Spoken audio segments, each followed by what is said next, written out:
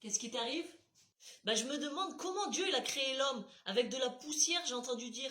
Attends, je vais essayer de t'expliquer simplement. C'est un passage très connu dans la Bible, dans le livre de la Genèse, au chapitre 2, verset 7. Vas-y, dis-moi ce verset, s'il te plaît. L'Éternel Dieu forma l'homme de la poussière du sol, puis il souffla dans ses narines un souffle de vie.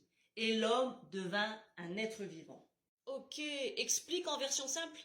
Dieu a pris de la poussière ou de la terre, ça veut dire qu'il a pris quelque chose de très simple et de très humble pour former le corps de l'homme. L'humain n'est pas fait d'or ou de diamants, mais de poussière. Ça montre notre fragilité et notre lien avec la terre. Il a formé l'homme avec ses mains. Ce mot forma, yatsar en hébreu, est le même qu'un potier qui façonne une poterie. Donc Dieu a pris soin, il ne l'a pas juste formé d'un mot comme il a fait avec la lumière, et donc il l'a formé avec attention.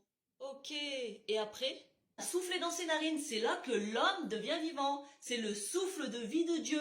Et c'est ça qui a donné à l'homme, plus qu'un corps, une âme vivante, un esprit.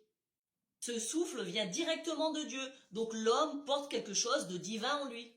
Ah, je comprends mieux maintenant la phrase « Tu es poussière et tu retourneras à la poussière ».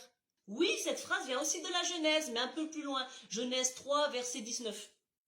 C'est ce que Dieu a dit à Adam après qu'il ait désobéi en mangeant le fruit défendu avec Ève.